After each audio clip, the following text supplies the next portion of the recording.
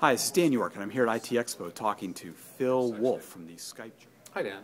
Hey, so tell us, there's been a lot of activity going on with Skype recently. So what are you hearing, or what's the interesting news that's been talked about here with a new CEO, Avaya, all sorts of stuff? Okay, so we're here at IT Expo, and I thought this would be a dead week for Skype news, but it turns out it's not. First off, you have Skype's partnership with Avaya, which was announced last week, has two parts.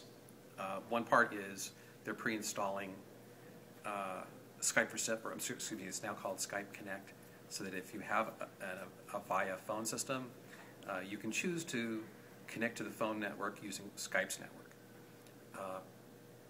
That might add a little bit of revenue for Skype, but it's more of a token in advance of a longer-term, one-year development partnership, so that all of Avaya's really sexy back-end engineering, they're going to be building connections into the Skype network. The technology doesn't exist for doing any of that yet, but so they're working on a roadmap to build all that. So it's more of an announcement of something, some work to be done. It's a commitment, right? As a commitment to do things, as opposed to here's what we've done. Right. Now there was also a Skype and Facebook announcement. Yes. Skype had a great relationship with Facebook in terms of helping do contact import and export. So your Skype contacts could show up in Facebook, and now your Facebook contacts can show up in Skype. There's hope that there will be future integration, but again, like with Avaya, there's a lot of engineering that has to happen before they can start to actually deliver on that promise.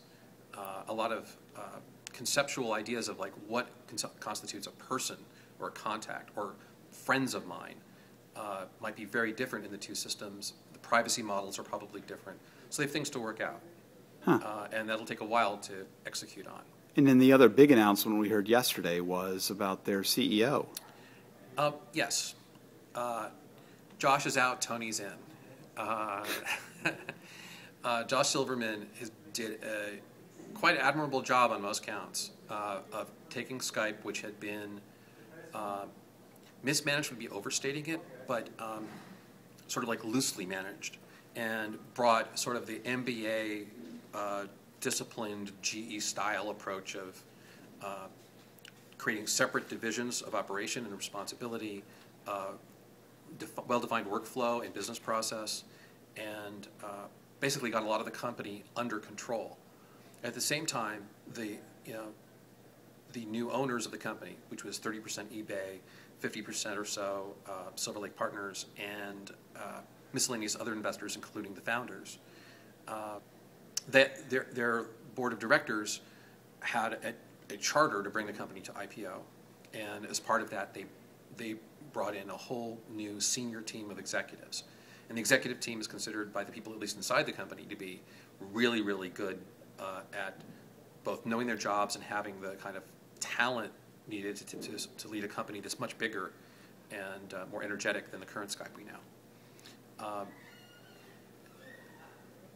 Josh leaving is not a surprise to anybody, simply because I guess there's two things. One is he's never run a company as big as they expect Skype to be. So maybe you want to have somebody who's led an organization not of 700 people, but of 7,000 or 8,000 people. And that's where you get the gent from Cisco. The other thing is that he was recently embarrassed when he tried to hire a CTO, and it turned out that person from Yahoo, and it turned out that person had a bad reputation and a kerfuffle ensued, but that made him look bad to the board, and that might have had something to do with the timing of his departure. So do we know much about this new Tony Bates?